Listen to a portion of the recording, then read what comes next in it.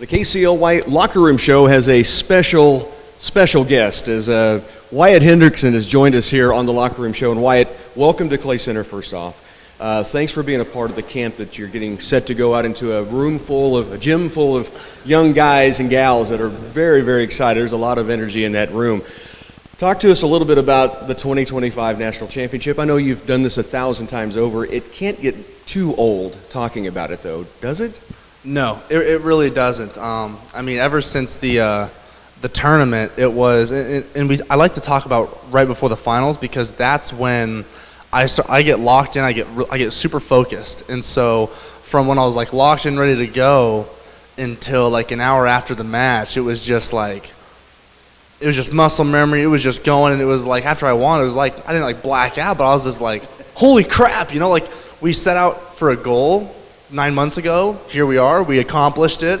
And then it was just everything that followed was awesome. There's so much emotion going through me for it was crazy. I guarantee my heart rate was off the charts for at least the next couple hours, but I didn't really even sleep that night. But every single night I went home after that, it just I kept seeing the awesome edits people were making. And so I couldn't fall asleep. I was just too excited.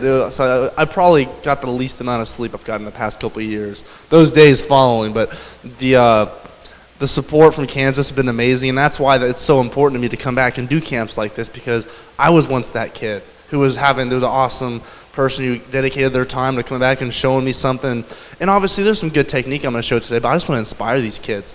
And I think it's most important for me to come back to Kansas because Kansas is what has given me so much. So out of all my camps, most of them are here in Kansas because that's my home. That's my home. So obviously, I'm super glad to be here. Excited to be teaching the kids some good technique today.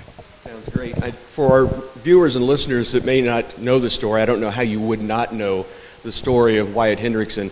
He beat Gable Stevenson, who was a 70-in-a-row match winner, an Olympic gold medalist, and in the NCAA finals, in the last few seconds, got a takedown to get the victory.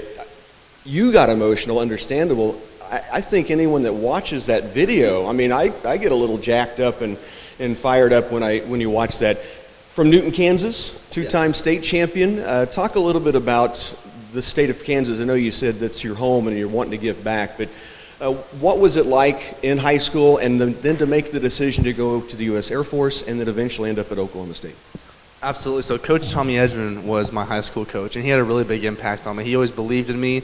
He saw something in me super early on, and he would always wrestle with us. And after my freshman year, he was like, "All right, I'm not wrestling with you anymore." But obviously, in high school, I maybe could have had a little bit more success earlier on if I would have been more focused, I want to say. So that's on no one but myself. The coaches were there for me. My team was there for me. But I was just at some point, I was almost burnt out of wrestling, and I was thinking about quitting.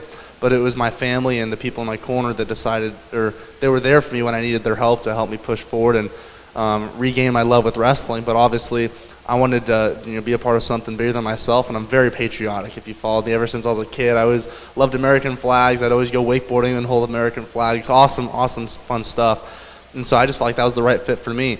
And obviously, I enjoyed my 4 years there. And after I commissioned, they said, "Hey, you might be able to use this COVID year, but obviously I can't use it at the Air Force Academy." So I had to choose a different school to go to, and the closest Division I wrestling school to my house that I grew up going to was Oklahoma State in Stillwater.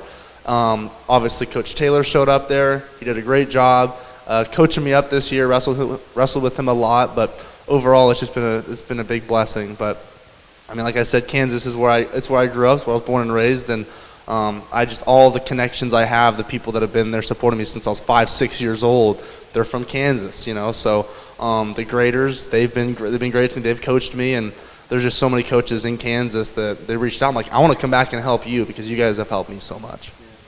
One last question. We're kind of on a time crunch for you to get into your camp and get going. What does your future look like now that you've wrapped up your collegiate career? Absolutely. So I'm going to be wrestling for the World Championships every single year. We're trying to make the world team, but I have high hopes for myself. I love wrestling, and this is what I do. So I'll be wrestling for a world team and then wrestling at Worlds the next 3 years or the next 2 years. But then when the Olympics come around, LA 2028, that's the big kahuna. That's the final end goal.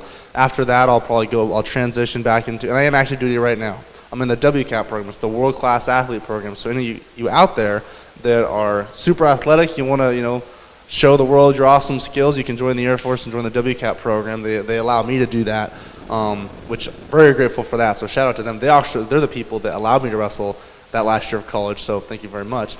But I will go back I'll be done with WCAP, and I'll go back and be serving my 5 years commitment out of the Air Force Academy as an acquisitions officer, which I love finances, but I don't know, after this life going around, it might be a little bit, we'll see what happens.